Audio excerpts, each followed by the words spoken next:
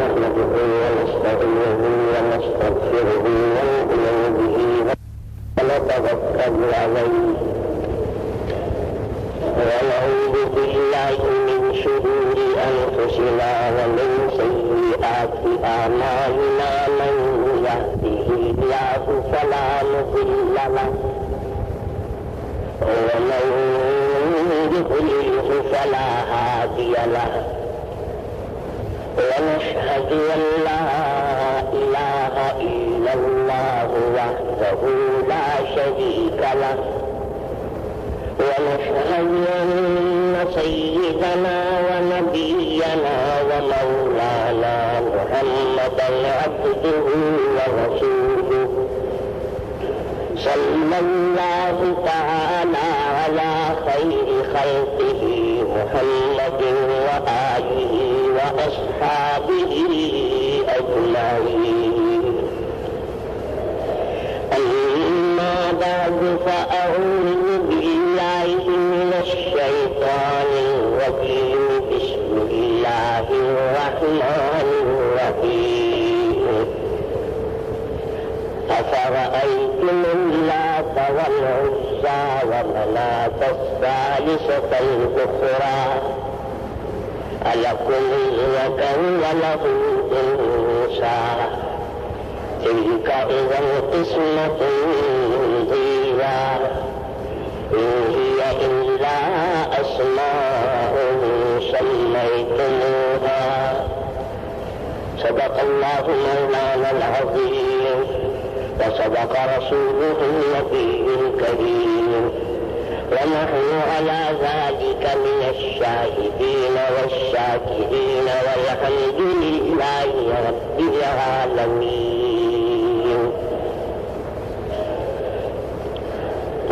محترم اور برادران عزیز، سورہ النجم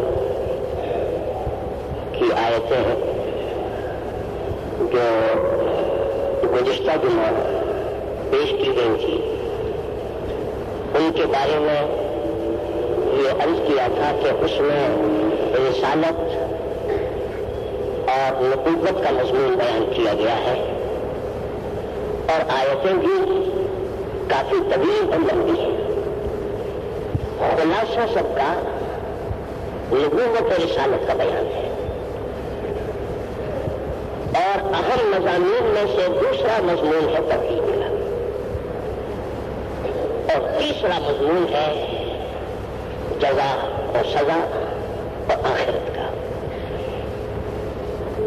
یہی تین اہم مضامین قرآن کریم کی اس صورت میں بیان کیے گئے ہیں، اور آج جن آیتوں کو میں نے پڑھا ہے اس میں بیان ہے توحید کا۔ پہلے تھا نبوت کا، اور جہاں جہاں بھی نبوت و رسالت کا بیان پہلے ہے توحید کا بعد میں ہے، اگر آپ غور کریں تو معلوم ایسا ہوتا ہے کہ صحیح ترتیب یہی ہے، یہی ہونا چاہیے، کیونکہ دنیا میں کوئی انسان اللہ پر ایمان نہیں لا سکتا، توحید کی اسے ہوا بھی نہیں لگ سکتی جب تک کہ وہ نبی، پیغمبر اور رسول پر ایمان نہ لائے۔ وجود کے اعتبار سے اگر آپ دیکھیں تو معلوم ہوتا ہے کہ ایمان بالرسالت پہلے ہے، اور ایمان بالرسالت کے سبقے میں اور اس کے طفیل میں ایمان بھی توحید ہے، کیونکہ اگر کوئی انسان نبی کی خبر اور نبی کے بتلائے بغیر کوئی اللہ کا ایمان لاتا ہے، اب وہ تو لا سکتا نہیں، کیونکہ جب اس کا ایمان آپ کے سامنے آئے گا تو آپ ہنسیں گے اور کہیں گے کہ یہ تو اللہ کا ایمان نہیں۔ جیسے مولانا جلال الدین رومی نے مثنوی میں واقعہ لکھا ہے نا ایک شخص کا، کہ جو آدمی نبی کی تعلیمات اور وحی سے بے خبر ہوتے ہوئے اپنی عقل سے اور اٹکل سے خدا پر ایمان لایا۔ مولانا نے لکھا ہے کہ وہ بکریاں چراتا تھا اور جب بکریاں چرا کر اپنے گھر آیا تو اس نے یہ محسوس کیا کہ میں تھک گیا. اس وقت اس کے دل میں یہ خیال پیدا ہوا کہ میں تو 40-50 بکریاں چرا کر تھک گیا، لیکن جسے اللہ کہتے ہیں لاکھوں کروڑوں انسانوں کا کام ہے، شام کو وہ کتنا تھک جاتا ہوگا. اور یہ جب خیال پیدا ہوا کہ وہ واقعی تھک جاتا ہوگا تو پیار اور محبت میں کہنے لگا، اے اللہ اگر مجھے یہ معلوم ہو کہ تو کس جگہ پر ہے تو میں وہاں آ کر تیری ٹانگیں دوں، تیرے بالوں میں کنگھا کر دوں اور میں تیرے پاس گھی چپڑی ہوئی روٹی لایا کروں. حضرت موسیٰ علیہ السلام وہاں سے گزر رہے تھے. جو تو عقل کے ذریعے سے اللہ کو انہوں نے نہیں پہچانا، انہوں نے تو وحی کے ذریعے سے اللہ کو پہچانا. اللہ کی ذات کیا، اللہ کی صفات کیا، اس کی شان کیا، اس کا اختیار کیا، سب جانتے تھے. مولانا جلال الدین رومی لکھتے ہیں کہ حضرت موسیٰ علیہ السلام نے اس آدمی کو کہا، ارے بے ادب و گستاخ چپ ہو جا،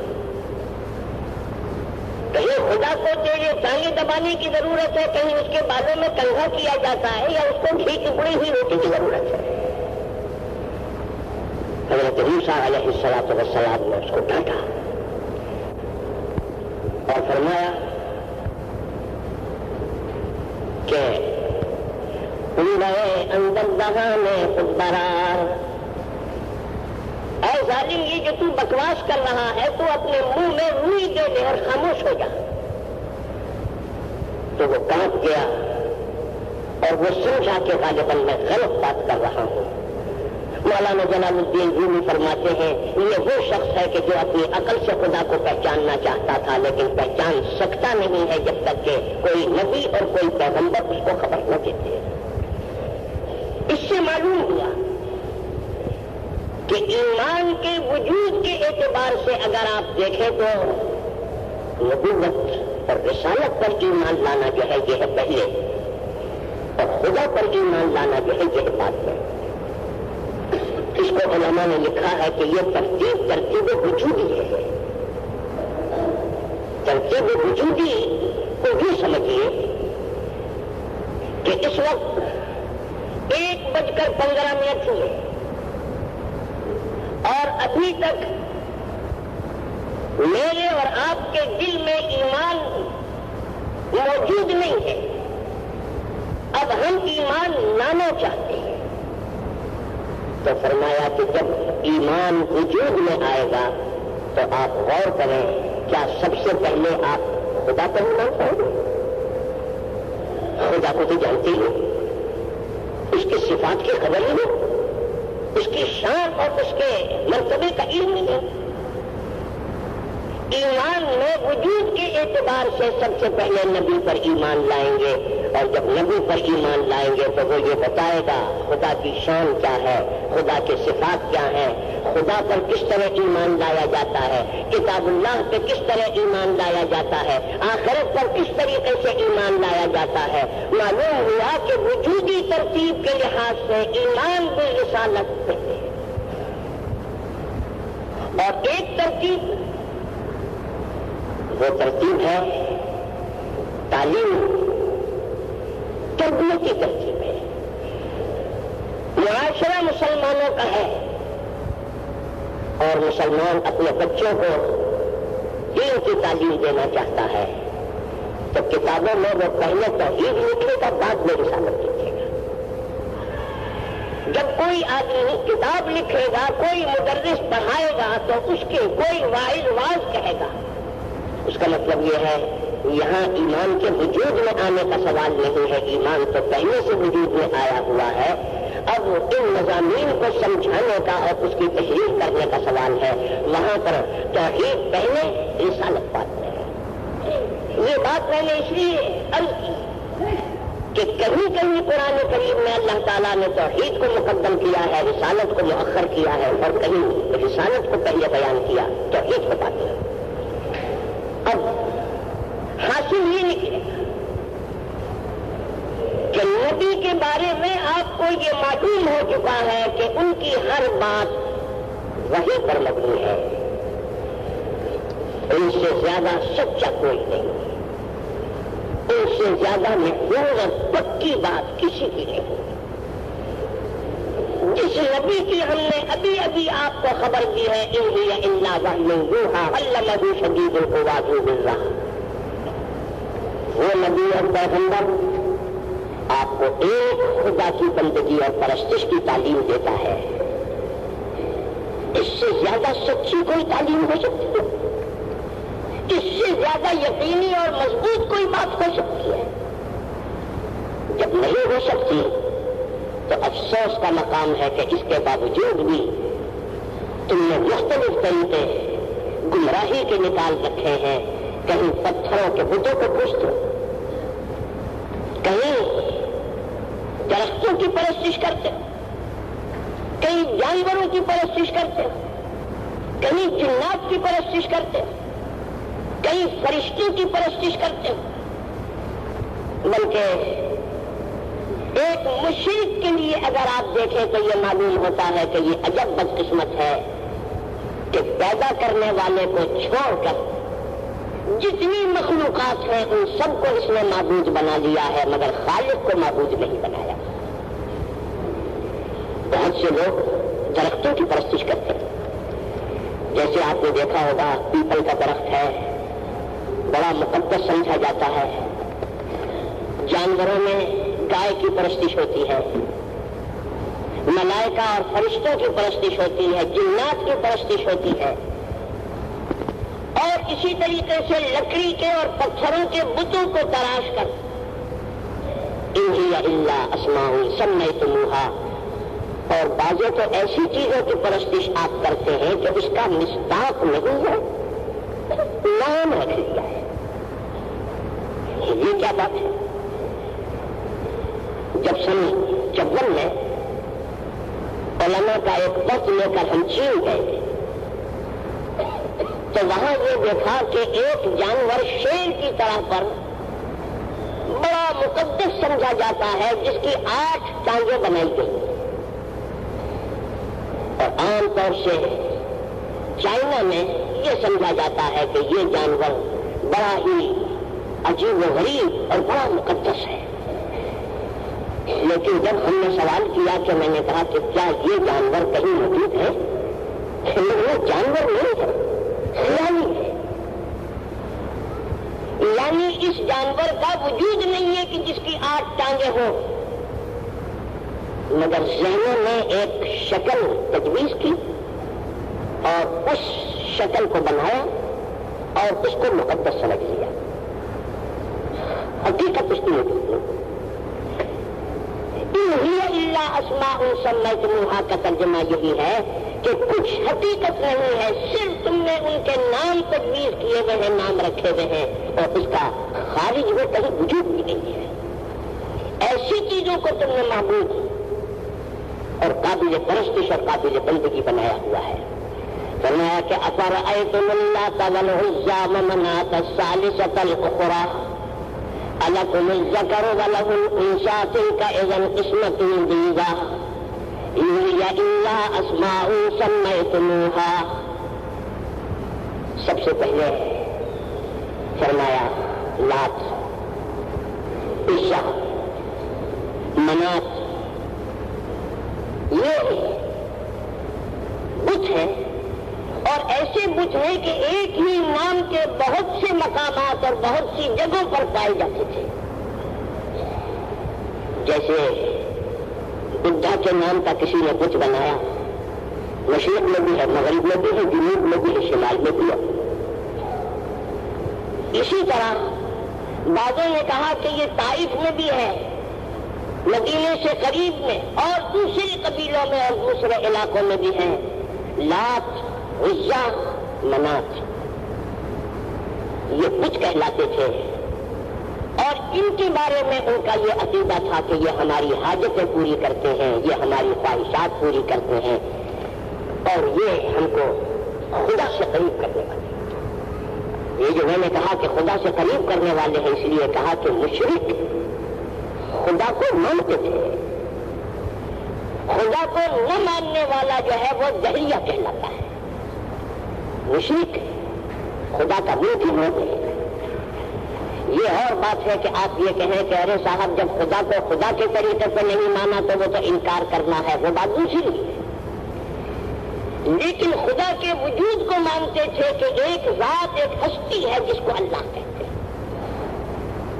قرآن کریم نے اس کی شہادت دی، فرمایا کہ وَلَئِن سَأَلْتَهُم مَّنْ خَلَقَ السَّمَاوَاتِ وَالْأَرْضَ، اگر ان مشرکوں سے آپ یہ پوچھیں کہ اچھا یہ تو بتاؤ، دولت فلاں دیوی دیتی ہے، علم فلاں دیوی دیتی ہے، اولاد فلاں دیوی دیتی ہے، عزت و منصب فلاں دیوی دیتی ہے، تو یہ زمین اور آسمان کس دیوی نے بنائے؟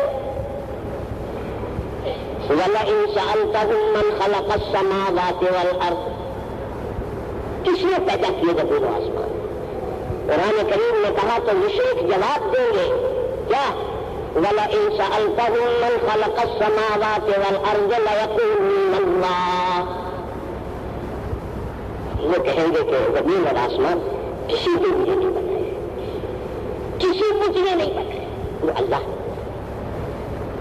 خالق ارض و سماوات اللہ ہے، مدبر السماوات والارض جو ہے وہ بھی اللہ ہے۔ اللہ کو مانتے تھے لیکن ساتھ ہی ساتھ یہ سمجھتے تھے پیدا کیا ہے اس نے آسمان و زمین کو، لیکن اختیارات اب اس کے پاس کچھ نہیں۔ اس نے اپنے تمام اختیارات دیویوں کو دے دیے، بتوں کو دے دیے، اور وہ یہ سمجھتے تھے کہ ہم اس قابل نہیں ہیں کہ براہ راست اللہ میاں سے مانگیں یا اللہ تعالیٰ ہم کو دیں، یہ جو کچھ ہے ان کے ذریعے سے ہم کو ہماری حاجتیں پوری ہوتی ہے اور ان کے ذریعے سے ہم کو ملتا ہے۔ معلوم ہوا کہ خدا کے وجود کے تو قائل تھے، لیکن خدا کی صفات اور خدا کی شان، خدا کے مرتبے اور خدا کے اختیارات کے بارے میں ایسے ایسے لگ قسم کے خیالات تھے کہ انسان کو سن کر ہنسی آتی ہے۔ یہ شہادت اللہ تعالیٰ نے مسلمان قوم کو عطا فرمائی ہے کہ اللہ نے اس کو عقیدہ توحید عطا فرمایا، اور وہ بھی خالص عقیدہ توحید۔ یہ میں نے اس لیے کہا بڑے بڑے اہل دانش، بڑے بڑے اہل عقل چکر کھا کے گھوم کے گمراہ ہو گئے، اور اس طریقے سے کہ جیسے کوئی پھول پھلیوں میں گل ہو جاتا ہے۔ اور میں نے اس سے پہلے بھی عرض کیا ہے کہ بہت سی صفات اللہ تعالیٰ کے سامنے جب آتی ہیں اور ان سے پوچھا جائے تو معلوم ہوتا ہے کہ دماغ ان کا چکر کھا گیا ہے، کوئی جواب نہیں دیتا۔ پاکستان بننے سے پہلے ایک مرتبہ دہلی سے میں آ رہا تھا گڑگاؤں کی طرف۔ اس زمانے میں ٹرین میں رش نہیں ہوتا تھا۔ ایک سکھ میرے ڈبے میں، جو ڈبہ سیکنڈ کلاس کا ڈبہ تھا، اس کے اندر آ کے بیٹھ گیا۔ میں کتاب پڑھ رہا تھا، میری شکل و صورت کو دیکھ کے وہ کچھ یہ سمجھا کہ یہ غالباً کوئی مذہبی پیشوا ہے، تو میرے پاس آ کر مجھ سے کہنے لگا کہ اگر آپ اجازت دیں تو میں کوئی آپ سے سوال کروں۔ میں نے کتاب بند کر دی اور میں نے کہا کہ آپ سوال کریں، کیا سوال کرنا چاہتے؟ پہلا سوال تو اس نے یہ کیا، اور یہ ظاہر کرنے کے لیے کہ جیسے یہ بہت بڑا محقق ہے، اس نے بڑا مطالعہ کیا ہے، بڑی کتابیں دیکھی ہیں اس نے، کہنے لگا کہ پہلا سوال میرا یہ ہے، آپ اسلام کی ترجمانی کرتے ہوئے اپنے کو موحد کہتے ہیں اور بتوں کی پرستش کرنے والوں کو آپ مشرک کہتے ہیں۔ تو میرے دل میں یہ خیال پیدا ہوا کہ آپ لوگ جب خانہ کعبہ میں جاتے ہیں تو وہ بھی تو پتھر ہی کا بنا ہوا ہے، اس کی کوئی شکل نہیں بنی ہوئی ہے تو پتھر ہی، اور آپ جاتے ہیں اس کے آپ چاروں طرف گھومتے ہیں اور آپ اسی کے سامنے سجدہ بھی کرتے ہیں، تو یہ بتائیے کہ صاحب ہم اگر پتھر کے سامنے سجدہ کریں تو مشرک، آپ پتھر کے سامنے سجدہ کریں تو موحد۔ پہلے تو میں نے ان سے یہ کہا، میں نے کہا کہ یہ سوال جو آپ نے کیا ہے یہ آپ نے مجھے غلط فہمی میں ڈالنے کے لیے یہ کہا کہ آپ کے دل میں یہ خیال پیدا ہوا، یہ آپ کا نہیں ہے، آپ کے تو آس پاس بھی دماغ میں یہ خیال نہیں آ سکتا، یہ آپ کہیں سے چرا کے لائے ہیں۔ لیکن نہیں ایسی بات تو نہیں ہے، بلکہ میرے دل میں یہ خیال تھا۔ میں نے کہا نہیں یہ آپ چرا کے لائے ہیں، جہاں سے چرا کے لائے ہیں وہ جگہ میں بتا دیتا ہوں آپ۔ کہنے لگے وہ کیا؟ میں نے کہا سنیے، آپ سے بہت پہلے فارسی شاعروں نے یہ اعتراض کیا تھا، فرمایا کہ آنکھیں منہ کر دے مرا من ہے پرستی بن بت۔ یہ آپ کا خیال تو نہیں ہے؟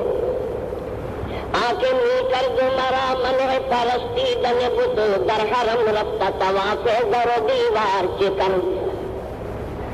فارسی شاعر کہتا ہے آپ مجھے بتوں کے سامنے سجدہ کرنے سے روکتے ہیں تو حرم میں جا کر آپ کے پتھر کے سامنے سجدہ کرتے ہیں اور طواف کرتے ہیں، یہ کیوں؟ تو میں نے کہا یہ تو آپ کی سنی سنائی بات ہے جو آپ مجھ سے اپنا سوال کر کے آپ کر رہے ہیں، یہ آپ کا نہیں، بہت شروع بات۔ آنکھیں کر جو مرا من ہے پرستی دل بتو در حرم رفتہ طواف در و دیوار چکن۔ اس کا جواب بھی سن لیجیے۔ جواب یہ ہے کہ بے شک جس کو خانہ کعبہ کہتے ہیں وہ پتھر کی ایک عمارت ہے، ہم سب اس کے سامنے اور اس کی طرف کو سجدہ کرتے ہیں، طواف بھی کرتے ہیں، لیکن ہم اسے معبود نہیں سمجھتے ہیں۔ آپ کہیں گے کہ اچھا ہم بھی بتوں کی طرف سجدہ کرتے ہیں، ہم بھی انہیں معبود نہیں سمجھتے، جو دلیل آپ کی وہی دلیل ہماری۔ آپ کہتے ہیں کہ خانہ کعبہ جو پتھروں کی ایک عمارت ہے ہم اس کی طرف سجدہ کرتے ہیں، معبود نہیں سمجھتے، ہم بھی بتوں کی طرف سجدہ کرتے ہیں، معبود نہیں سمجھتے۔ فیصلہ کیسے ہو؟ اول تو یہ ہے کہ فیصلہ اس کے ساتھ ہوتا ہے کہ جو طالب حق، معاند کے ساتھ کوئی فیصلہ نہیں ہوتا، جو حق پرست ہوتا ہے، جو حق کا متلاشی ہوتا ہے۔ ایک واقعہ لکھا ہے شعراء کے تذکروں میں، یہ لکھا ہے کہ ایک مرتبہ کسی جگہ کھڑا ہوا تھا تو کسی اجنبی آدمی سے عرفی نے یہ سوال کر لیا، تو کس کی؟ پوچھ لیتے ہیں آپ کون صاحب ہیں، کہاں سے تشریف لائے ہیں؟ عرفی کی شامت اعمال کے عرفی نے یہ سوال کر کے ان سے پوچھا کہ تو کس کی، آپ کون ہیں؟ اس نے کہا کہ یہ جواب میں بعد میں دوں گا، پہلے آپ نے یہ سوال کا جواب دیں کہ تو کس تھی، آپ کون ہیں؟ اس نے کہا کہ یہ آدمی تو بڑا بیٹھک معلوم ہوتا ہے، اس لیے کہ میرے سوال کا جواب دینے کی بجائے مجھ سے ہی سوال کیا، تو میں نے اسے جواب دیا کہ میں شاعر ہوں، میں شاعر ہوں۔ اس نے جواب دیا کہ میں ماہر ہوں، میں ماہر ہوں۔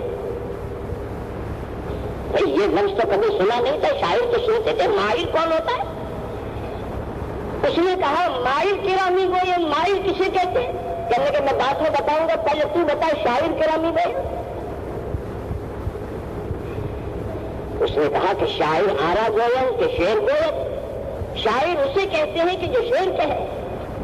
اس نے کہا میں بھی بتاتا ہوں کہ ماہر آرا گوئن کہ میر گوئن، ماہر اسے کہتے ہیں کہ جو میر کہے۔ یہ کبھی یہ کیا بات ہے، میر کسے کہتے ہیں؟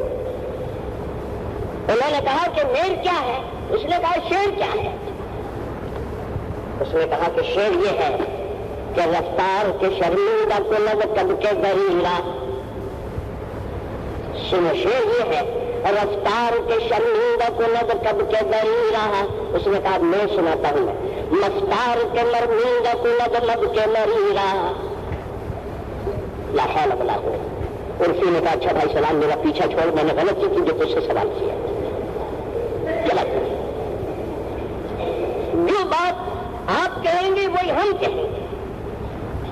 خانہ کعبہ اور بیت اللہ ہمارا معبود نہیں، آپ کہیں گے کہ بجلی ہمارا معبود نہیں، ہم اس کی طرف سمجھ کر کے نماز پڑھتے ہیں، اس کو معبود سمجھ کے نہیں پڑھتے۔ وہ کہتا ہے کہ ہم بھی اس کے سمجھ کی طرف جو ہے سجدہ کرتے ہیں، سجدہ ہم بھی خدا کو کرتے ہیں، ہم اس کو نہیں کرتے۔ اب جو جواب آپ کا وہی جواب ہے۔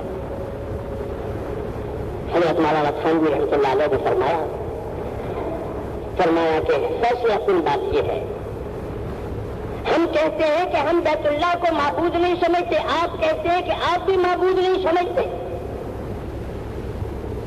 اس کا ثبوت ہم بیت اللہ کی چھت پر چڑھ کے جاتے ہیں۔ وہ کہانی لکھا ہے کہ اگر کوئی شخص بیت اللہ کی چھت پر چڑھ جائے، بیت اللہ کی چھت پہ چڑھ کے نماز پڑھو تو نماز بھی ہو جاتی ہے۔ اگر یہ کوئی بے ادبی ہوتی، گستاخی ہوتی، گناہ ہوتا تو نماز نہیں ہوتی۔ تو ہم تو اس کو معبود نہیں سمجھتے، دیکھو اس کے سر پہ چڑھ کے دکھاتے ہیں۔ اور اگر آپ بھی اپنے بیٹوں کو معبود نہیں سمجھتے تو مہربانی کر کے ذرا ایک دام یہ کس نے کہہ دیا کہ چھوڑنا جو ہے یہ عبادت ہے، چھوڑنا محبت کی نشانی ہے، عبادت کی نشانی نہیں ہے۔ اور یہی وجہ ہے حضرت عمر فاروق رضی اللہ تعالیٰ عنہ حجر اسود کے سامنے کھڑے ہو کے فرما رہے ہیں، اے پتھر مجھے معلوم ہے نہ تو نفع پہنچا سکتا ہے نہ نقصان پہنچا سکتا ہے، اگر تجھ کو سرکار جو عالم نے بوسہ نہ دیا ہوتا تو میں کبھی وہ تجھے بوسہ نہ دیتا۔ جس سے معلوم ہوا حضور اکرم صلی اللہ علیہ وسلم نے جو بوسہ دیا ہے، قیامت تک ہر مسلمان اس ادا کی نقل اتار رہا ہے اور اس محبت کے اندر برابر بوسہ دیے چلے جا رہے ہیں۔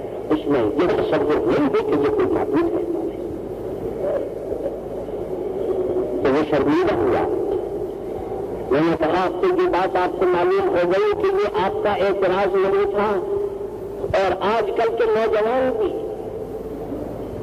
جتنے اعتراضات کرتے ہیں، خدا کی قسم یہ نوجوانوں کے اعتراضات نہیں ہیں، یہ مشرکوں کی کتابوں سے ڈھونڈ کے تلاش کر کے لا کے مسلمانوں پر اعتراض کرتے ہیں۔ یہ کہتے ہیں نا ہم نے تو قبر کے اندر ٹیپ ریکارڈر رکھا تھا اور ہم نے 3 دن کے بعد نکالا، اس میں تو کوئی آواز ہی ریکارڈ نہیں ہوئی۔ علماء کہتے ہیں کہ منکر و نکیر سوال کرتے ہیں تو اس میں تو نہ سوال نہ جواب، اس میں تو کچھ بھی نہیں آیا۔ پھر یہ کہتے ہیں کہ وہ تو خاک ہو گیا، مٹی ہو گیا، اس پہ درخت ہو گیا، درخت کو بکریوں نے کھا لیا، بکریوں نے نہیں کی، کھاد بنا کر کسی کھیت میں آپ نے ڈال دیا، اس میت کے جسم کا تو کوئی نشان باقی نہیں رہا۔ آپ کہتے ہیں کہ ان کو دوبارہ قبروں سے اٹھایا جائے گا، ارے بھائی کس چیز کو اٹھایا جائے گا؟ وہ تو اصل میں درخت بن گیا، مٹی بن گئی، درخت کو بکریوں نے کھا لیا، اس کی میویاں بن گئی۔ یہ اعتراض آج کل کے روشن خیال نوجوانوں کے لیے مشرکوں کے لیے ہے۔ قرآن کریم میں اللہ تعالیٰ نے یہ جواب دیا، فرمایا کہ جب اللہ تعالیٰ نے سب سے پہلی مرتبہ تم کو پیدا کیا تھا کہ یہ ہمیشہ کا اصول ہے، پہلی مرتبہ کام کرنا آسان ہوتا ہے، اس کو دوبارہ ریپیٹ کرنا اور دوبارہ کرنا جو ہے وہ آسان ہوتا ہے۔ اللہ تعالیٰ نے جب تم کو پیدا کیا تھا تو کہاں سے اللہ تعالیٰ نے سارے اجزاء کو جمع کیا؟ ایک مرد ایک عورت اپنے اپنے گھروں میں پرورش پا رہے ہیں، مختلف قسم کی چیزیں کھاتے ہیں، کسی چیز سے بال بنتے ہیں، کسی چیز سے گوشت بنتا ہے، کسی چیز سے ہڈی بنتی ہے، کسی چیز سے مختلف قسم کی چیزیں بنتی ہیں، اور یہ سب چیزیں جو ہیں یہ آپ کے جسم میں جمع ہو جاتی ہیں۔ ایک عورت اسی طریقے سے ساری دنیا کی چیزیں استعمال کرتی ہے، اس میں بھی یہ سارے اجزاء جمع ہو جاتے ہیں۔ جب اللہ تعالیٰ مخلوق پیدا کرنا چاہتے ہیں تو ان دونوں کے اجزاء کو ایک جگہ جمع کر کے ایک انسان کی شکل میں پیدا کرتا ہے۔ آپ نے کبھی اس پر غور نہیں کیا کہ یہ اس کے اندر یہ اتنے اجزاء کہاں سے آ گئے، چونا کہاں سے آ گیا، خون کہاں سے آ گیا، یہ بال کہاں سے آ گیا، ہڈیاں کہاں سے آ گئی؟ اگر مختلف ملکوں سے اور علاقوں سے چیزوں کو جمع کر کے اللہ تعالیٰ ایک جگہ جمع کر کے اس کو انسان بنا سکتے ہیں، تو آج تیرے دل میں یہ خیال ہے کہ یہ تو مٹی ہو گیا، درخت بن گیا، بکری کھا گئی، میمنیاں بن گئی، کیسے جمع کریں؟ حدیث میں آتا ہے کہ ایک شخص تھا بڑا شقی قلب، شقی قلب کے معنی ہے دل سخت تھا، وہ قبرستان میں رہتا تھا اور اس کا کام تھا کفن چرانا۔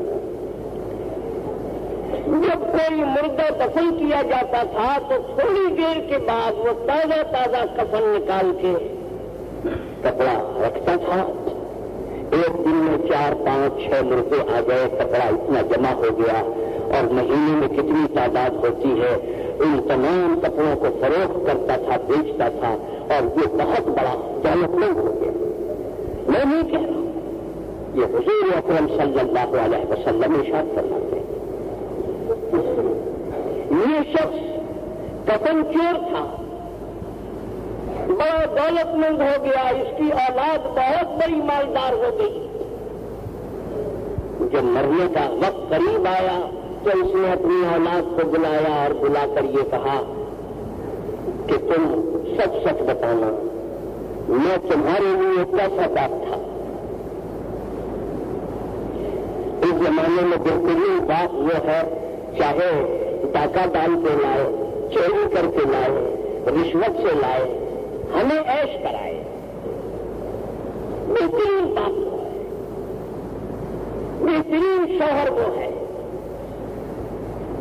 اس نے جب یہ پوچھا کہ تمہارے زمین سے پوچھتا ہوں کہ میں تمہارے لیے کیسا باپ تھا، انہوں نے کہا کہ صاحب ہمارے لیے تو آپ بہترین باپ تھے، آپ کی بدولت ہم بہت بڑے دولت مند ہو گئے،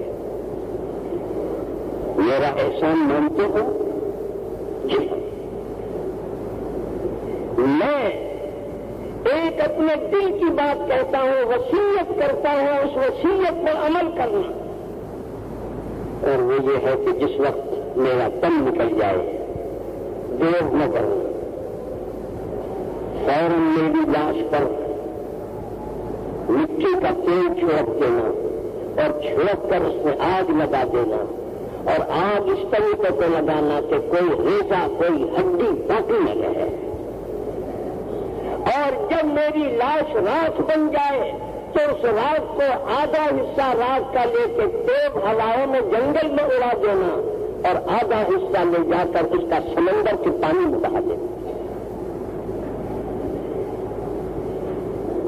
حضور اکرم صلی اللہ علیہ وسلم ارشاد فرما رہے ہیں، آپ نے فرمایا یہ شخص قیامت میں اٹھایا جائے گا، اس کے تمام اعضاء جسم کے اور بدن کے جو ہے وہ ایک جگہ کیے جائیں گے اور اس کو زندہ کیا جائے گا۔ اللہ تعالیٰ اس سے سوال کریں گے یہ کیا حرکت تھی جو تم نے اپنے بیٹوں کے ذریعے سے کرائی؟ یہ جو تم نے اپنے بیٹوں سے کہا کہ آگ لگا دینا، اس کا بالکل خاکستر بنا دینا اور ہوا میں اڑا دینا اور پانی میں بہا دینا، کیا حرکت تھی؟ حضور فرماتے ہیں کہ وہ جواب دے گا، اے الہ العالمین، میں نے یہ حرکت صرف تیرے عذاب سے ڈر کے کی تھی، کیونکہ میں یہ سمجھتا تھا دنیا میں مجھ سے زیادہ گنہگار اور بدبخت کوئی نہیں ہے، لہذا میں کوئی ایسا طریقہ اختیار کروں کہ میں اللہ کے ہاتھ ہی میں لگوں۔ میں ایسا طریقہ اختیار کروں جو خدا کے ہاتھ نہ لگ سکوں. لیکن مجھے یہ نہیں معلوم تھا اللہ کو یہ بھی قدرت حاصل ہے جو ذرات ہوا میں اڑ گئے وہ بھی اور جو پانی میں بہ گئے وہ بھی جب اللہ تعالیٰ پیدا کرنا چاہتے ہیں سب کو ایک جگہ جمع کر کے دوبارہ اٹھا دیا. اس میں سب سے زیادہ سبق آمیز بات یہ ہے حدیث میں آتا ہے اور تعالیٰ ارشاد فرمائیں گے اس نے بہت بڑی بے ادبی کی ہے بڑی گستاخی کی ہے لیکن ہماری شان رحمت کا تقاضا یہ ہے ہم اس کو معاف کرتے ہیں بخش دیتے ہیں. کیوں؟ فرمایا اگر کہ حرکت تو اس نے بہت بڑی کی لیکن کم سے کم اس کے دل میں میرے عذاب کا ڈر تو تھا. میرے عذاب کا خوف تو اس کے دل کے اندر موجود تھا. اور میرے دوست سب سے بڑا سرمایہ بڑے بڑے اعمال نہیں ہیں یہ سرمایہ ہے. اور یہ ایسا سرمایہ ہے کہ قرآن آپ کو دستاویز لکھ کے دیتا ہے. آپ کو فرمایا کہ اما من خاف مقام ربه ونهى النفس عن الهوى فإن الجنة هي المأوى. واما من خاف مقام ربه جس شخص کے دل میں خوف پیدا ہوا کہ خدا کے سامنے کھڑے ہو کے کیا جواب دے گا. وَأَمَّا مَنْ خَافَ مَقَامَ رَبِّهِ وَنَهَى النَّفْسَ عَنِ الْهَوَىٰ اور اپنے نفس کو خواہشات نفسانی سے روکا. خوف اس کے دل میں موجود ہے. اللہ تعالیٰ فرماتے ہیں ہم تمہیں یقین دلاتے ہیں کہ جنت اس کا ٹھکانا ہے. تو خیر میں یہ بات عرض کر رہا تھا کہ جو جتنی باتیں بھی آج کرتے ہیں کہ ٹیپ ریکارڈر رکھا تھا جواب نہیں آیا. آپ نے تو زمین کے گڑھے میں ٹیپ ریکارڈر رکھا تھا. آپ شریعت اسلامیہ سے دریافت کیجئے قبر عالم برزخ کو کہتے ہیں. قبر اس جگہ کو کہتے ہیں جہاں یہ سوالات ہوں گے جوابات ہوں گے جہاں رحمتیں نازل ہوں گی اور جہاں پر کہ تکلیفیں اور عذاب نازل ہوں گے. یہ سارے کے سارے معاملات عالم برزخ کے ہیں. عالم برزخ کو قبر کہتے ہیں. آپ اس گھرے کے اندر ٹیپ ریکارڈر رکھتے ہیں اور آپ کو عالم برزخ کی کچھ خبر ہے. تو میرا مطلب کہنے کا یہ تھا اس کو یہ جواب دیا. اور دوسری بات سے رہی گئی. دوسرا سوال اس نے یہ کیا کہ آپ کی باتوں سے مجھے بڑی تسلی ہوئی.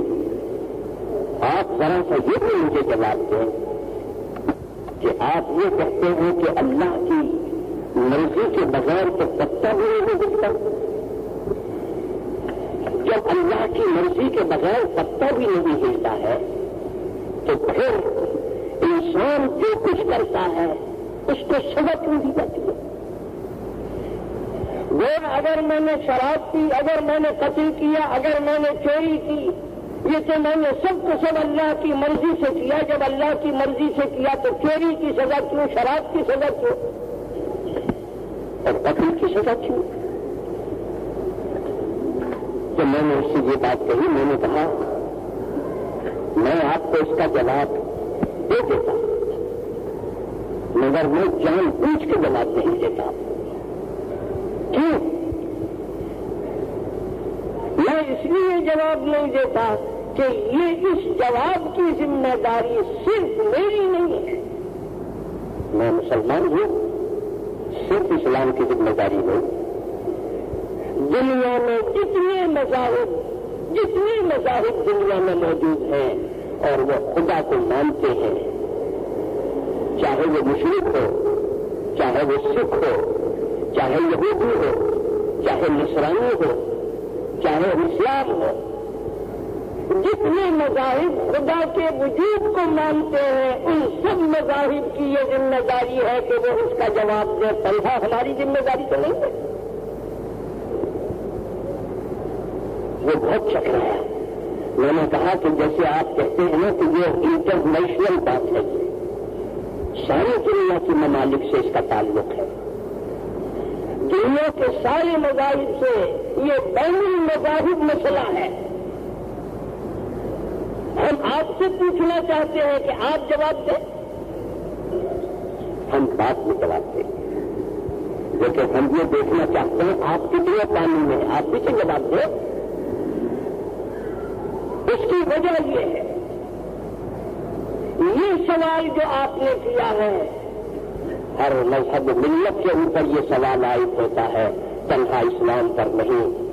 ایک مشرک خدا کو مانتا ہے, ایک سکھ خدا کو مانتا ہے, ایک نصرانی خدا کو مانتا ہے, ایک یہودی خدا کو مانتا ہے. جو قوم اور جو مذہب خدا کو مانتا ہے, میں اس سے یہ سوال کرتا ہوں وہ اپنے خدا کو عالم مانتا ہے یا جاہل مانتا ہے. یہ سوال میرا یہودی سے بھی ہے, نصرانی سے بھی ہے, ہندو سے بھی ہے, سکھ سے بھی ہے, مسلمان سے بھی ہے. ایک زبان ہو کر سب یہ کہیں گے کہ جو خدا تو عالم ہوتا ہے, خدا تو جاہل نہیں ہوتا. سب کے اس پر دستخط ہو گئے. نصرانی نے کہا خدا عالم ہوتا ہے, جاہل نہیں ہوتا. یہودی نے کہا خدا عالم ہوتا ہے, جاہل نہیں ہوتا. ہندو نے کہا کہ خدا عالم ہوتا ہے, جاہل نہیں ہوتا. سکھ نے کہا کہ خدا عالم ہوتا ہے, جاہل نہیں ہوتا. مسلمان نے کہا کہ خدا عالم ہوتا ہے, جاہل نہیں ہوتا. سب کا اتفاق ہے. اب دوسری بات, جو مذہب خدا کو مانتا ہے وہ اپنے خدا کو قادر مانتا ہے یا عاجز مانتا ہے. قادر کے معنی یہ ہے ہر چیز پر قدرت ہے, اور عاجز کے معنی یہ ہے کہ یہ تو کر سکتا ہے, یہ نہیں کر سکتا. وہ تو خدا نہیں ہے کہ میں یہ نہیں کر سکتا. سب کا جواب یہ ہے. نصرانی کا جواب خدا قادر ہے, عاجز میں. یہودی کا جواب خدا قادر ہے, عاجز میں. ہندو کا جواب خدا قادر ہے, عاجز میں. سکھ کا جواب خدا قادر ہے, عاجز میں.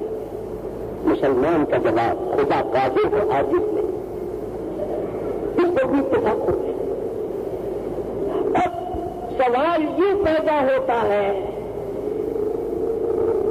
کہ آج رات کو 12 بجے ایک قتل ہونے والا ہے. آج رات کو 12 بجے کسی جگہ بھی ایک آدمی کا ناحق قتل ہونے والا ہے. خدا کو اس کا علم ہے یا نہیں؟ نصرانی سے پوچھو کہ اگر جو خدا کو عالم ہوتا ہے اسے معلوم ہے. یہودی سے پوچھیے خدا عالم ہے, اس کو معلوم ہے. مشرک سے پوچھیے اسے بھی معلوم ہے. سکھ سے پوچھیے وہ کہے گا خدا کو معلوم ہے. مسلمان سے پوچھیے کہے گا ہاں خدا کو معلوم ہے کہ رات کو 12 بجے یہ ہونے والا ہے. اب ایک سوال یہ ہے کہ خدا اس قتل کو جو رات کے 12 بجے ہونے والا ہے روک سکتا ہے یا نہیں؟ خدا اس قتل کو رکوا سکتا ہے یا نہیں؟ نصرانی کہے گا روک سکتا ہے کیونکہ خدا قادر ہوتا, عاجز نہیں ہوتا. یہودی کہے گا کہ خدا قادر ہوتا, عاجز نہیں, روک سکتا ہے.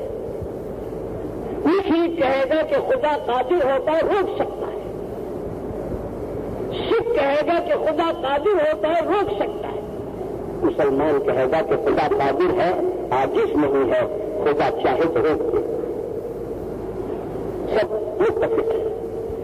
اب سوال یہ ہے جب خدا کو یہ بھی علم ہے کہ 12 بجے یہ گناہ ہونے والا ہے اور خدا اس کو اپنی قدرت سے روک بھی سکتا ہے, تو اپنے علم اور اپنی قدرت کے باوجود خدا نے نہیں رکوایا اور 12 بجے وہ قتل ہو گیا, تو اب یہ ذمہ داری جو ہے یہ تنہا مسلمان کی نہیں ہے. یہودی بھی جواب دے, نصرانی بھی جواب دے, ہندو بھی جواب دے, سکھ بھی جواب دے, مسلمان بھی دے.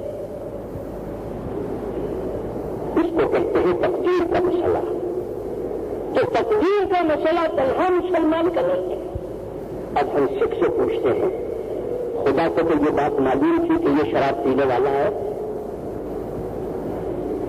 اللہ تعالیٰ اگر چاہتے تو شراب سے رکوا دیتے، رکوایا نہیں، تو آپ کیسے خدا کو مانتے ہیں؟ آپ بھی تو جواب دیں، میرے گلے میں ہاتھ ڈال کے جو آپ سوال کرتے ہیں آپ جواب دیں۔ اس کا مطلب یہ ہے یہاں تک سب متفق ہیں۔ اب جب یہ سوال پیدا ہوتا ہے سب نے اپنی اپنی پگڈنڈیاں اور اپنے اپنے راستے الگ بنا لیے۔ بھائی مجھے رات قتل ہوا 12 بجے خدا کے عید میں تھا، رکوایا نہیں۔ بعضوں نے یہ کہا کہ خدا دو ہے، ایک خدا تو نماز پڑھواتا ہے، دوسرا خدا قتل کرواتا ہے۔ بعضوں نے کہا کہ نہیں، جو کچھ کرتا ہے یہ بندہ کرتا ہے، خدا کا کوئی ہاتھ اس میں نہیں ہے۔ بعضوں نے کہا کہ جو کچھ کرتا ہے خدا ہی کرتا ہے، بندے کا کوئی ہاتھ نہیں ہے۔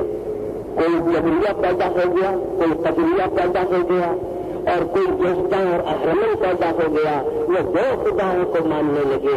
یہ صفاتی خدا بندی کا مسئلہ ایسا ہے کہ اس کے اندر ہر ایک کا راستہ الگ الگ ہو۔ بعضوں نے کہا کہ نیکی کا خدا اور ہے، گناہ کا خدا اور ہے، خالق شر خالق خیر۔ اور میں نے جیسا کہ عرض کیا سب مذاہب جو ہیں حیران ہیں، ان کے پاس اس کا کوئی جواب نہیں ہے۔ جواب ہے تو تنہا اسلام کے پاس، جس کو اللہ نے توحید سے نوازا۔ اسلام نے یہ کہا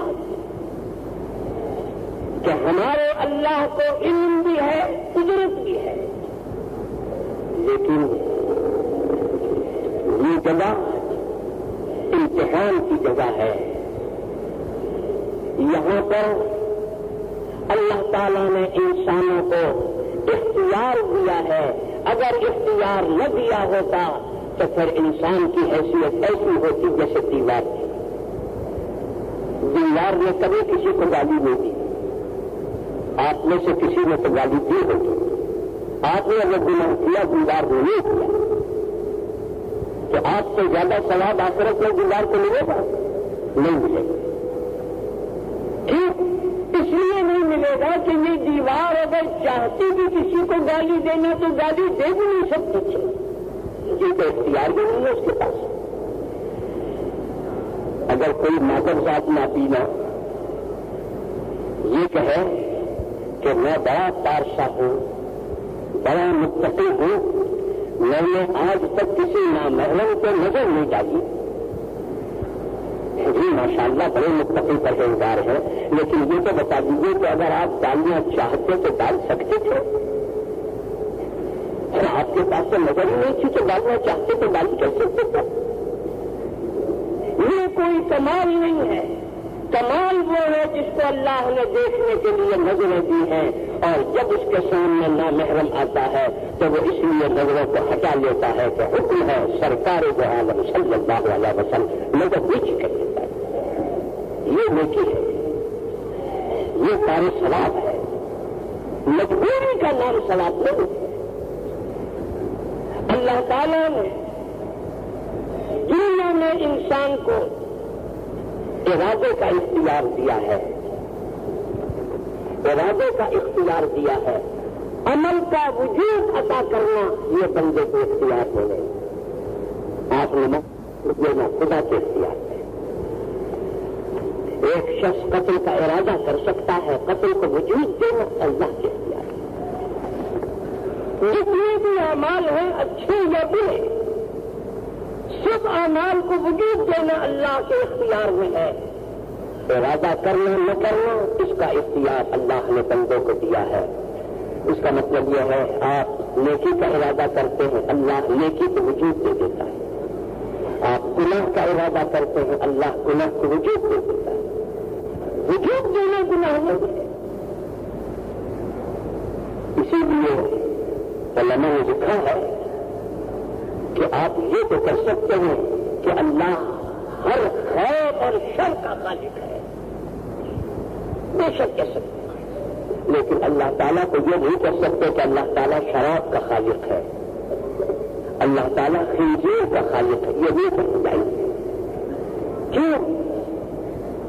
یہ خاص طور پر جب یہ جملہ آپ کہتے ہیں یہ بالکل اللہ کی اہانت کے لیے کہتے ہیں آپ. میں نے اس کی مثال دی کہ کوئی بہت بڑا شاہی محل ہے اور کسی بہت بڑے انجینئر نے اس کو بنوایا ہے. بادشاہ اپنے کسی مہمان کو محل دکھانا چاہتا ہے اور جب وہ محل کے دکھانے کے لیے لے جاتا ہے انجینئر کو ساتھ لے جاتا ہے اور لے جا کر بیت الخلا میں کھڑا کرتا ہے اور کہتا ہے مہمان سے کہ یہ انجینئر صاحب نے بیت الخلا بنایا.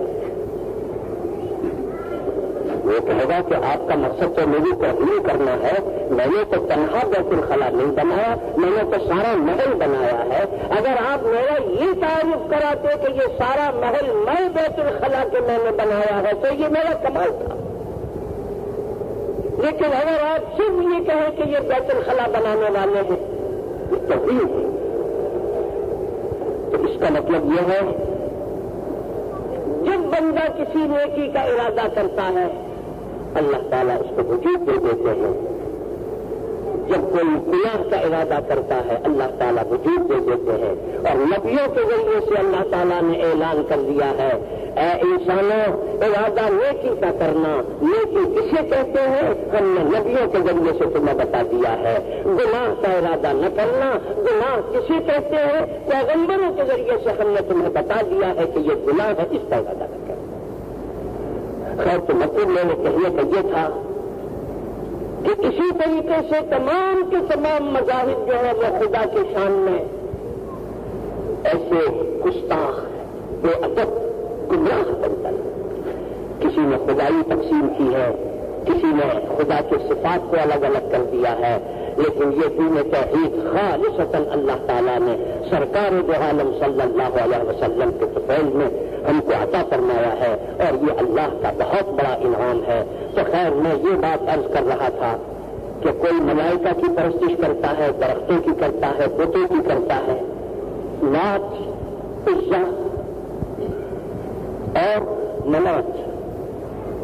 علماء نے لکھا ہے یہ قبیلوں کے الگ الگ بت تھے.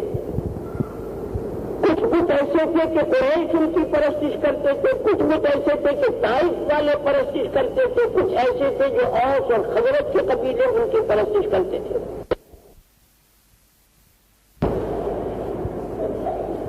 اللہ تعالیٰ فرماتے ہیں نبی نے وحی کے ذریعے سے توحید کی تمہیں تعلیم دی. بدقسمتی تمہاری یہ ہے کہ آج تک تم ذات و منات کو نہ چھوڑ سکے.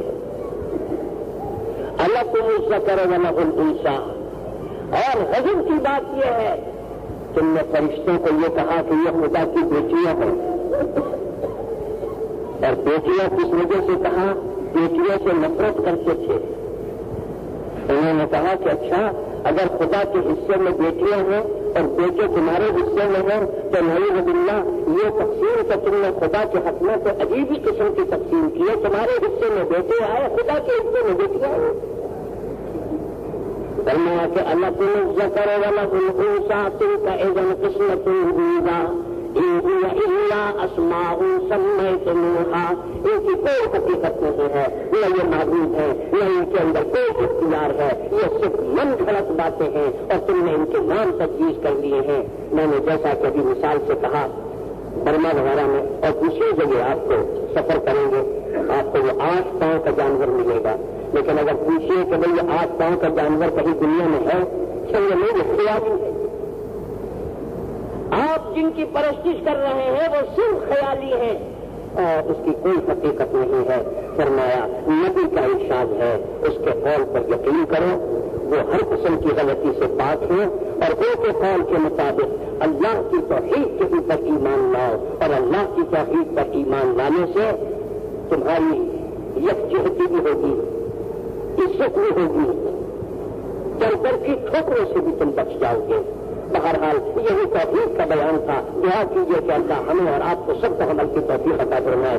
اللہم ارنا الحق حقا وارزقنا اتباعہ وارنا الباطل باطلا وارزقنا اجتنابہ. وصلی اللہ تعالی علی خیر خلقہ محمد وآلہ واصحابہ اجمعین برحمتک یا ارحم الراحمین.